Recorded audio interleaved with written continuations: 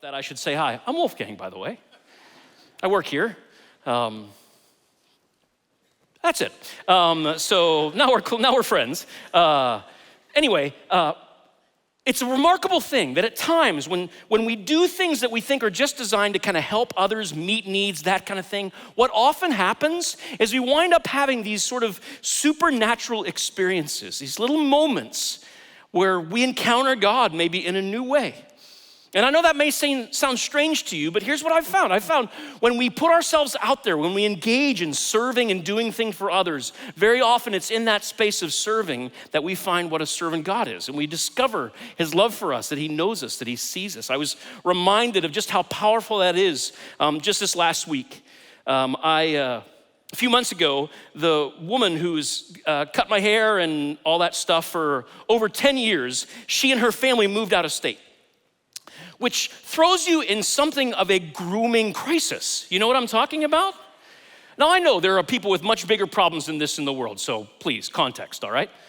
But what am I gonna do? You know what I mean? I don't have that much to work with to start with. I gotta find someone who can at least make this presentable, right? Which is a tall task, requires a highly trained professional. And so my friend Ashley, she recommended this other barber that was part of their group. And so I made an appointment because things were looking a little bushy and had a chance to sit down with this new guy. I was anxious to get to know him. So sit down, tell me about yourself. What's your story? I was not prepared for what happened. He starts to tell me about himself. He said, comes out that he lived in New York City on 9/11. And he was so impacted by what he witnessed that day that he immediately signed up, joined the military. He did 8 years of service, much of it on an aircraft carrier, but saw and experienced things that have stuck with him in his life, not in a good way.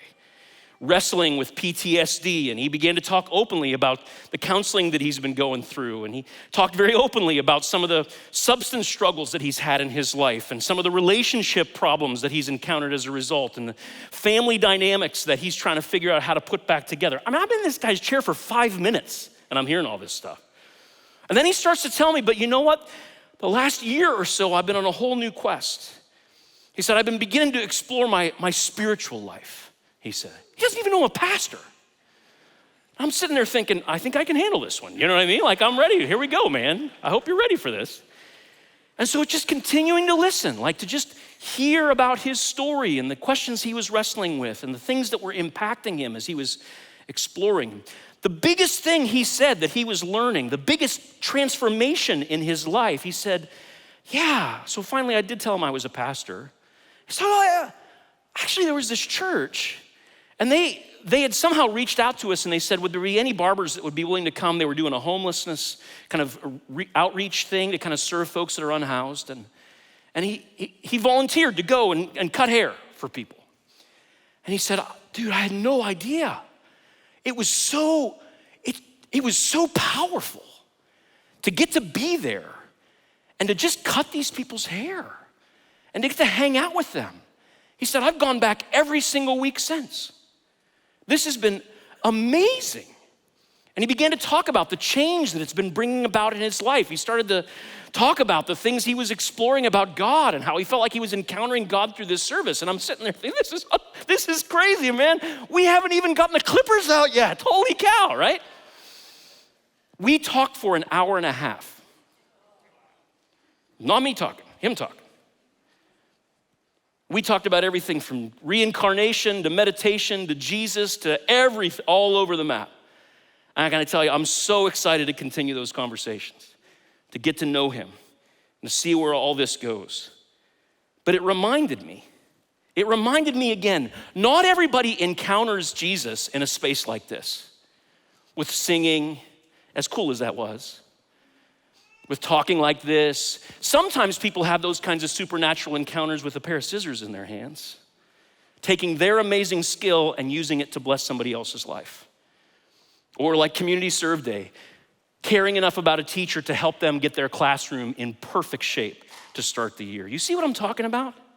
And that's what we've been learning together over these last several weeks in this series called Connecting with God. We've been learning there are actually different ways that we can encounter God. We can experience his presence in our lives. And it's all kind of rooted in this book that we've been exploring called Sacred Pathways by a pastor named Gary Thomas. It's not the Bible, but it's based on the Bible. And it talks about these different ways we connect with God. And basically the basic premise is this.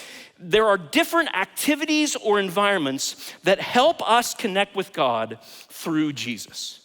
Different ways we can connect through God. We come to him through Jesus, but we can do that in a variety of forms, and we've been learning about those. It's all rooted in this beautiful little verse in James chapter 4, verse 8. It's one you may want to memorize because I think it could be helpful when you're feeling distant or remote from God. This is an invitation to every single human being, no matter what your story is, no matter what your background is. Here's the promise. You draw near to God, and he'll draw near to you. You take a step toward him, and you'll begin to discover he's taken a step toward you. And you may experience something completely unexpected. It can happen in a variety of ways. That's what we've talked about. But everybody, I would say almost everybody I know longs for that. Even my friends that have no interest in faith whatsoever. There's still a curiosity, just like in the life of my barber. I wonder, could it be there really is a God? Could it be there's more to this life than however many decades I live here? And that's the end of the story. And if that's you, maybe you came because you came to see a friend, family member get baptized. Maybe you came because your kid was gonna be up here jumping around on stage, or maybe you just saw there were bounce houses and hoped there was an adult section. I don't know what's going on. I'm glad you're here, logged on for whatever reason. But if you're wrestling with those questions, you are in the right place because there's a God that wants to meet you, that wants to encounter you, that wants to let you know you are seen, you are known, and you know what? You are loved. You, not the person beside you or the one talking to you. You. And we experience that in different ways. We've talked a little bit about, for some people, they experience that in nature. We said, get outside, some of you guys, get out there. See the mountains, look at those trees, take in the water, just see it. Because for some of us, when we're in that space, man, we sense God. Some of you are like that. We challenged others to say, hey, you know what? Slow down, simplify. Sometimes all the craziness of life, the best thing you could do for your soul to really encounter God is just stop for a minute, to get quiet, to turn off your phone, to just chill. We talked about how some people connect with God through tradition or ritual or symbolism, that those things infuse a richness, the smells, the sights, the sounds of worship. Those can be so powerful. We talked about how some people, they're engaged with God through the Bible. They just study and they love to learn about the Greek and the Hebrew and all these cool things and read new books and learn new ideas. And of course, last week, Kiki did such a great job challenging us to just let loose. Some of us encounter God. Didn't she do a great job? Absolutely, yes. To let loose, to just be open, to kind of not be self-conscious, but to just celebrate what God's doing in our lives. And again, some of those might come very naturally for you. Some of those might be a real stretch, but part of the beauty, part of the freedom and the freshness we can experience in our faith is when we engage in these different sort of sacred pathways and meet God there. Well, today I want to talk about a couple of last ways that many people do that. And they're a little different from some of the others because many of these other pathways, they're really about kind of that one-on-one connection with God. I mean, worship, we do it together, but it's kind of focused up, right? Vertical, or slowing down and praying or contemplating, just kind of those kinds of things seem more private. But faith is more than just a private one-on-one thing. It's not just a vertical thing. It's a horizontal thing as well. Some of you may be familiar with one time somebody came up to Jesus and they said, hey, Jesus, can you boil this whole thing down for me? It's a paraphrase. Kind of bottom line it. Like, what's the point? Like, what is the greatest commandment? If I had to figure out number one, like, what would it be? Jesus said, actually, there's two. And in this very famous passage in Matthew chapter 22, verse 37, it says, Jesus replied, love the Lord your God with all your heart, with all your soul, with all your mind. That's that vertical piece. This is the first and greatest commandment, Jesus says. And the second is like it. Love your neighbor as yourself. That's that horizontal piece. The first is to love God with all that you are. Don't take that lightly. Throw yourself into it. That's that vertical component. But don't forget also, the second is to love people. It's about this horizontal component. And I want to talk about kind of the two primary ways we may be able to do that and invite you to be part of it. Because these pathways have to do with seeing others in need or recognizing some broken part of society or culture, some injustice or evil in our world, and saying that is not okay. I am not okay living in a world where kids are abused. And I want to do something about that. I'm going to find an organization I can team up with, or a place I can donate, or a way I can advocate or bring awareness to this need or that need, or the many, many, many different kinds of needs that are in our world. And that's part of what makes this so overwhelming for people. Many people have just resolved. I have so many friends, they say, I don't even watch the news, man. I don't even turn it on. I can't handle hearing story after story about all the terrible stuff that's happening in our world. And I get that impulse. But friends, for those of us that are followers of Jesus, we are invited to be part of the solution to those things. To not just look the other way or to bury our head in the sand or to try to distract ourselves with entertainment and all the other cool stuff that's out there, as great as it can be. But to let ourselves see and even engage in dealing with some of these great struggles in our world, whether it is racial issues, whether it is homelessness issues or mental health challenges or addiction, whether it is stuff with kids or families that are coming apart in different ways. And it's not just the big needs that make the news. Many of us live in spaces where we have people in our lives who are wrestling, who are struggling, where they need care, they need help, and they feel isolated and alone with no one looking out for them. Nobody likes to think about this stuff because it can be overwhelming. But one of the ways we can connect with God, and what really the whole message today is these two words. You ready for it? Do something. Let me be clear. You don't have to do everything. But you gotta do something. You gotta find some area, every one of us, that you can make your life about more than just you. Where you take these gifts you have, whether it's using a pair of scissors, whether it's shoveling mulch, whether it's sitting and listening, praying, whatever it might be, providing food, find a space where you can do something. For some, when they see the needs in the world, it stirs them and they say, I gotta do something. And that can play out a couple different ways. The two primary ways I wanna talk today, one, some people become activists. Other people, they become caregivers. Activists and caregivers. And for some in this room and some watching online, that might be the way that you most connect with God. Lean in. Loving God and loving people. Let's talk about these. First, the activist. Now, I don't know what you picture when you hear an activist. Maybe it's protest signs. Maybe it's the old images of CHOP or Chaz or whatever it was, remember? Maybe it's petitions or marches or sit-ins. Friends, being activist can include all those different kinds of things. But there are those who see some brokenness or evil or injustice in our world and they say, not on my watch. I can't fix this by myself, but I will be part of the solution. And as tempting as it might be to just look the other way and mind my own business, I have to do something. And they do. And those folks, they begin to spread awareness. They begin to tell stories. They begin to raise money. They begin to influence political leaders and social leaders. They organize. They protest. They volunteer. They rise up and say, I can't do everything, but I can do something. And there's a lot of people who are surprised to find out this was actually part of Jesus' ministry. Some people think about Jesus and they picture kind of this syrupy sweet guy that like walks through fields, like skimming the daisies with his hands, you know what I mean? Or like just chatting with kids by the side of the road. He's just such a nice guy, this Jesus. Can I tell you, you don't know this Jesus. Because there are scenes in his life where Jesus loses it, where he goes off. There's one scene in particular where he walked into the temple and he saw vendors set up around the temple that were exploiting people for their own profit. They were drastically inflating the prices of things that people needed to use for worship there at the temple, drastically inflating the prices for their own personal gain. I mean, this is like worse than the cost of beer and t-shirts at the Taylor Swift concert tonight. You know what I'm talking about?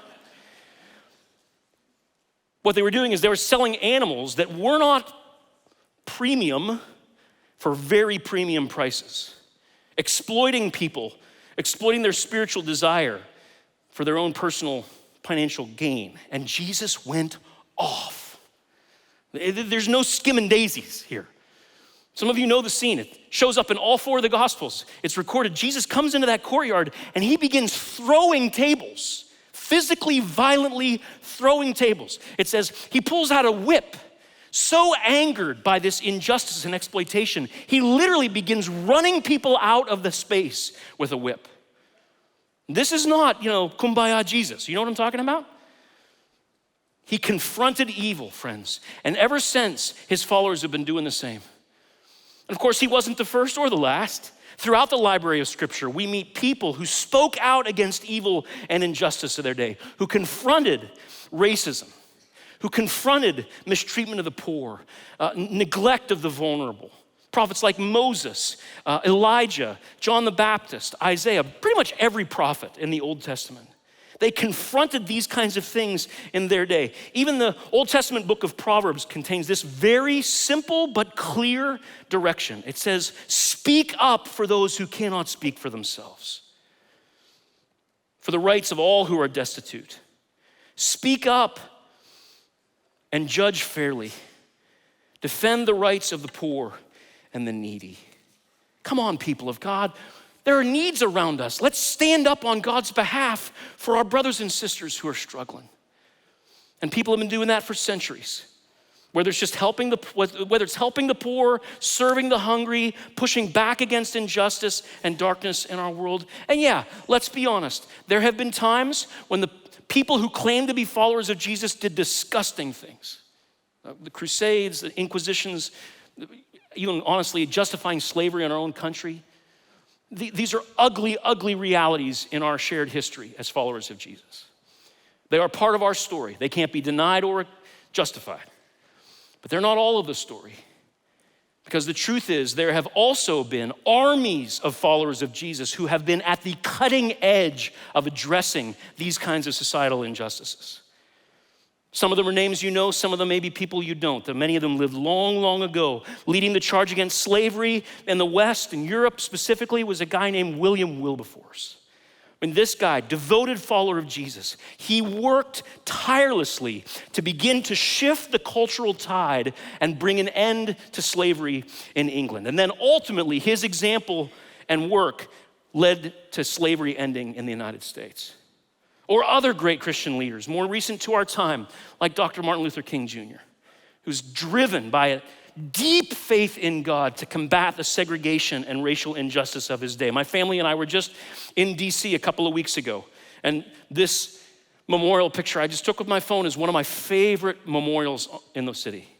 Just so powerful, seeing this man resolute because of his faith in Jesus to push back against incredible evil in his day. His legacy lives on. One of the movies that has the world talking this summer, you've probably heard about it, is this movie, Sound of Freedom. Yeah, it's a true story of a federal agent who is battling this incredibly horrific world of child sexual abuse and trafficking. And driven by his faith, the story goes that he risks his career, frankly, even his life, to do something about this evil in our world. And I finally got a chance to see it last week. Many of you know it has outperformed Indiana Jones at the box office, right? It's pretty extraordinary. And I'll tell you, it is an intense movie. I won't lie, it was not easy to watch. But it is shining a light on this very dark world. And it's challenging people to do something. When I sat next to my 18-year-old daughter and listened to her sob in that movie because of the reality of how other 18-year-olds and disgustingly younger are treated. It's growing. And many of you know, for decades, North Shore has said, it's not okay. It's not okay. For decades, we've been working with partners in places like India, places like Spain, to directly fight that kind of trafficking and child abuse and woman abuse and human abuse in those parts of the world. To be honest, it's one of the things that makes me so proud to be part of this place. Because we've been part of rescuing women and kids from that darkness and then helping them heal from that trauma and begin to rebuild their lives for several decades. Matter of fact, there's a team leaving just this week who's gonna be heading over to our partners there in Spain, working in southern Spain, to encourage them, to support them, to come alongside them in their incredibly important, significant work. And that's just one partnership, friends. There are partnerships all around the world addressing all kinds of needs like hunger and lack of education and spiritual darkness and basic lack of access to clean, safe water. And you need to know, we were talking earlier about giving, how your giving helped the cool stuff happen here with Kids Summer Adventure. A big chunk of the giving here also goes to those kind of partnerships. When you give here, those dollars are mobilized into those environments through those partners to make that kind of difference. And I know some of you have been to those places, you know the impact it made. I've been to many of these places, and I can tell you firsthand, there is nothing like looking in the eyes of a young girl that you know you got to be some tiny little part of helping free from treatment beyond our imagination, friends. There's nothing like that. Being part of making a difference in the lives of people like that. Because it doesn't just make a difference in their lives. You know what it does? It makes a difference in your life, all the same. So let me ask you, whether you're watching online or sitting in this room, what is one of those needs? What's an area of need that stirs you? Maybe it is kids that don't have safe families or people who don't have homes. Maybe it's those struggling with hunger or victims of domestic violence, whatever it may be. Whatever this means for you, it may mean volunteering with an organization. I have friends who literally started nonprofits to address needs they saw in the world. Whatever it is, I believe there are some people listening to me right now, and this stirs something in you. You need to do something. Now, let me quickly say a quick caution, because often when our hearts are captured by these kinds of needs, it can consume us. And sometimes we can become so fixated on one area of need that we get angry at other people who don't focus on that need too. But can I just tell you, friends, there are plenty of needs to go around. You don't have to do everything, but you do have to do something. What are you doing? How are you engaged? How are you involved? Because we need these kinds of activists to challenge us, to keep us from this impulse of comfort and complacency in our lives. I gotta keep moving. So let me talk about another way that some of us I know are currently loving God by loving others, and that's as a caregiver. As caregivers. Some of you with no fanfare, no spotlight, no attention, day in and day out, you show love by caring for someone who could not function without you. And that's an incredibly heavy load. I was recently talking with a friend of mine, and she was telling me some of her spiritual story. She told me that all the way back as a young woman, she was working as a nurse's aide. And one day as she was helping an older woman take a shower, and this older woman had both dementia and incontinence. And so she was describing this scene in this muggy, humid shower, literally washing feces off the feet of this old woman who wasn't even mentally present enough to know what was happening. And she told me what she sensed in that moment, literally washing this woman's feet. She sensed a little whisper in her ear of God saying, I see and love you just like this. That's how much I love you. And it transformed her life. It was a key turning point for her. That was decades ago, but she still talks about it and the impact that it's had on her life. And now that woman, she is a key part of our prayer ministry here at North Shore. God often meets us when we're caring for others. And of course, we see this in the life of Jesus. Time is short, so let me just say briefly. Come on, we all seen. Feeding the hungry, healing the hurting, loving the lonely. And for centuries since, people have been doing exactly the same in Jesus' name, whether it's in the well-known visible cases like a Mother Teresa in India, or whether it's in the completely invisible, totally unacknowledged, never gonna receive a Nobel Prize way that some of you serve and care and love. It all reflects the compassionate servant heart of Jesus. This is what James in the New Testament writes. He says, religion that God our Father accepts as pure and faultless is this. You wanna know what the religion God likes is? It's to look after orphans and widows in their distress, the vulnerable, and to keep oneself from being polluted by the world. He says faith it's about more than just words and meetings and songs. It's about putting your faith into practice, caring for those who are struggling or vulnerable and alone. And I'll tell you, I know so many people at this church who just do that same work all the time. There's a team that quietly visits shut-ins every month. You don't even know they do it, but they go and they sit. Sometimes those they're visiting don't even know it. But they sit and pray with them and visit them. We have care teams that meet with those struggling with grief or isolation or addiction or domestic violence to give them help and encouragement, to let them know someone's in their corner. There are those who send cards to people just to let them know they're seen and being thought about right now. So many different ways that people serve. In fact, what I want to do as I'm getting close to finishing is share the story of a couple of friends of mine, Scott and Lindsay. They've done more than just talk about their faith. They put their faith into action. And in their case, their do something meant becoming foster parents. In fact, in the video that we're about to watch, you will hear a little 4-month-old baby that they're currently fostering, occasionally cooing or making noises in the background because he was there for the video recording. But as you hear those noises from time to time, listen even closer as they share about what God has done through them and in them in that experience. Take a look at their story.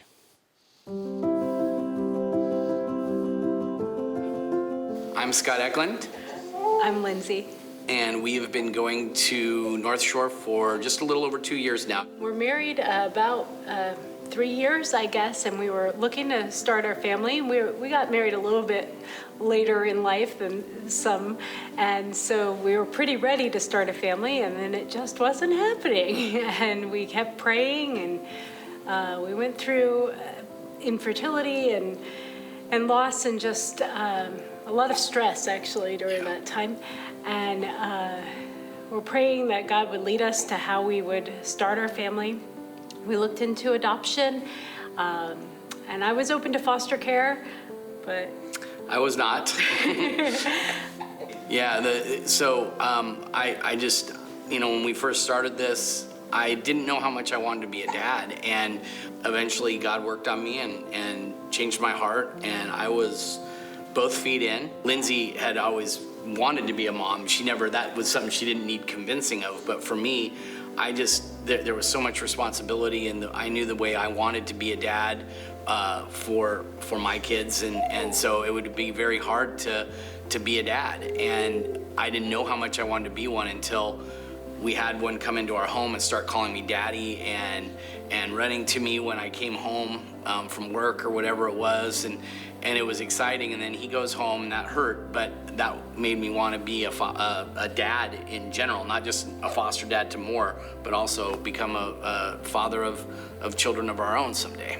Eventually we became forever parents through adoption, private domestic adoption, and our oldest, Abraham, was such a gift, and we have a continued open adoption with his biological family. And then 20 months later, we were a bit surprised, but our youngest, Aiden, came into the picture through foster care, but eventually an adoption plan was made.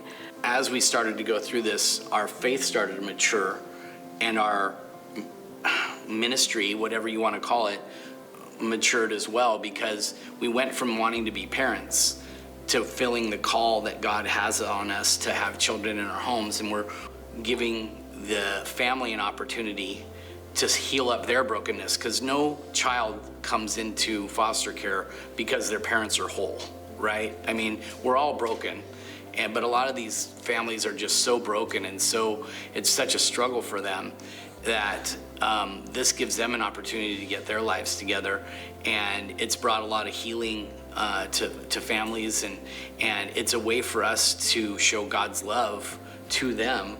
You just have a sense of peace, and that's how we know it's part of our calling as a family. Our children are in on it. Part of our family values is radical hospitality, and this is how that is lived out in our family. And I think about how God just uses us, and we don't know what's going on half the time.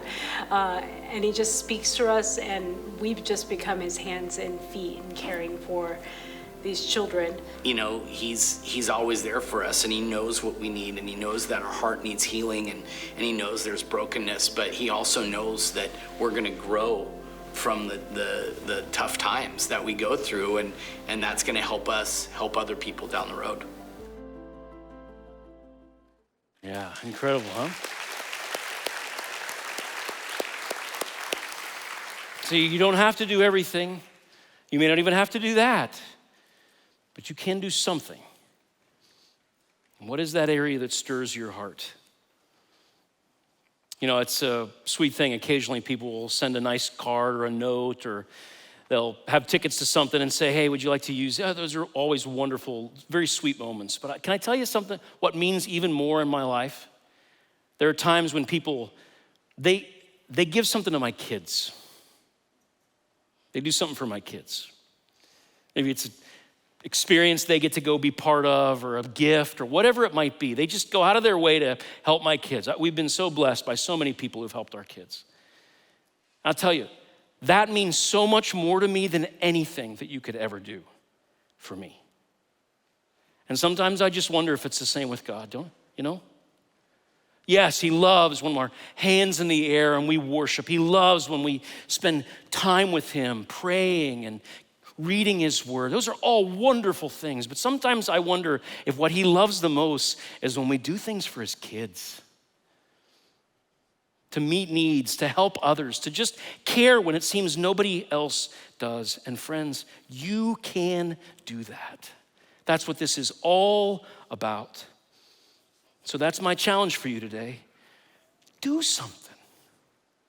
I don't know what that looks like for you, but make it more than just kind of a one-time shot. Like, Community Serve Day is awesome, and I hope you'll be part of it. Quite frankly, every person who considers North Shore their church home should be there that day.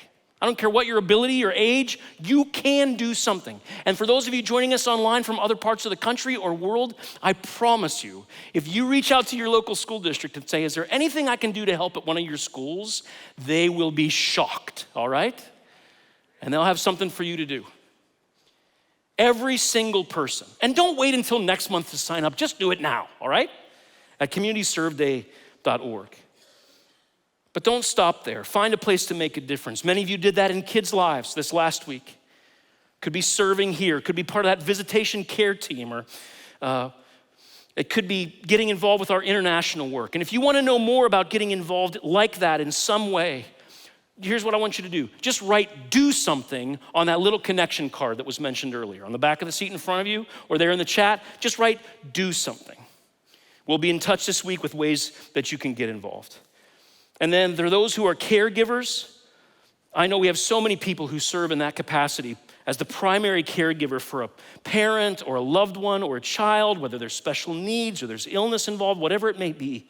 We're currently in the process of working out some better ways to support and gather and connect those caregivers. And if you want to know more about that, if you're in that space, you can just write "caregiver" on that connection card, and we'll follow up and give you some more information on that down the road. So here's how I want to end today. I'm already a bit over my time, so I got to stop. But in just a moment, what I want to do is I want to pray for us, okay?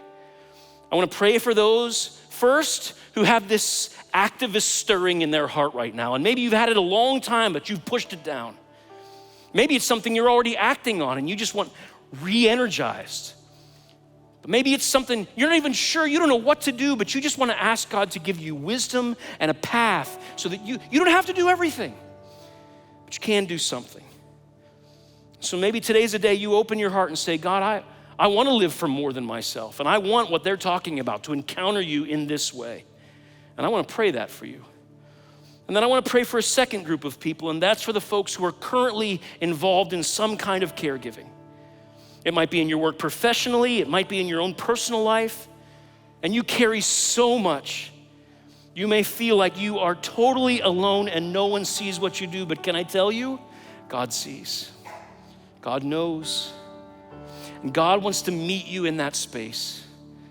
And so I want to pray for your energy and for your stamina, and that you'll just have that sweet moment of God reminding you that the love you're showing that person is the same love that he has for you. And so here's what I'm going to ask you to do. I'm going to ask our prayer team if you guys would go ahead and kind of make your way down here to the front and kind of get in position. And I'm going to ask everyone else, if you're able here in the room, to stand up. Would you please stand with me right now? Prayer teams, go ahead and come on down. You can kind of queue up here along the front. And here's what I want to do. I just want to extend this invitation to you. No self-consciousnness, no like, what do people think? For those of you who sense God prompting you to lean in as some sort of activist, you heard about a cause, or there's some brokenness in our world, and you just resolved, it's not okay. I got to be part of doing something about this. Even if you're not sure what that means, I want to invite you to come down here, and we're just going to pray over you as a group.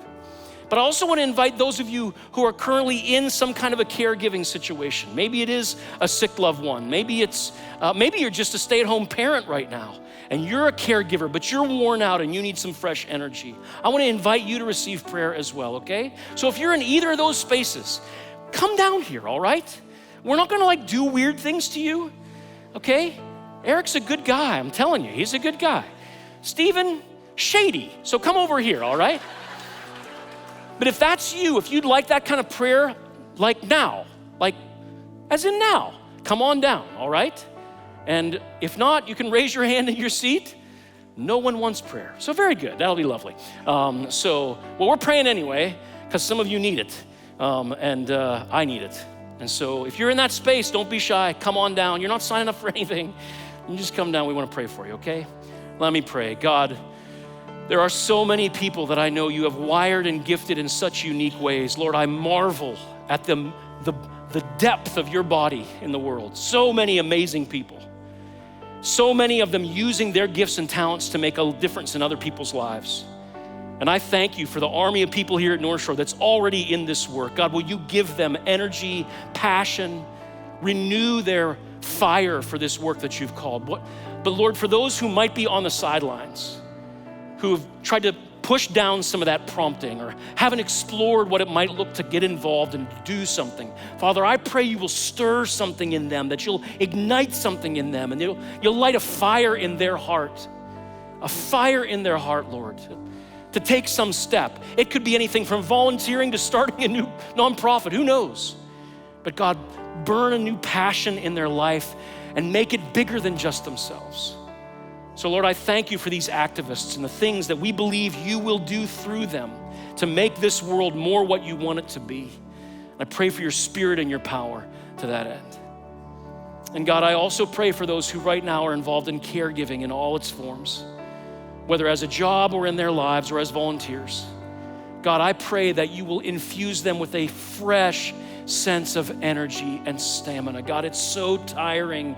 It's so monotonous. It can be so hard. Father, will you bring a freshness and an endurance to their hearts?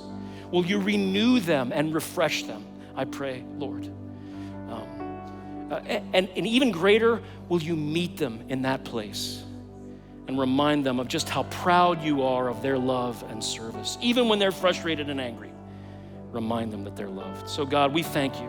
We thank you for your promise to draw near to us if we'll draw near to you. It's what we long to do. And so we stand before you, pledging to build our lives on that foundation, to follow you. Please use us, I pray, in the name of Jesus Christ.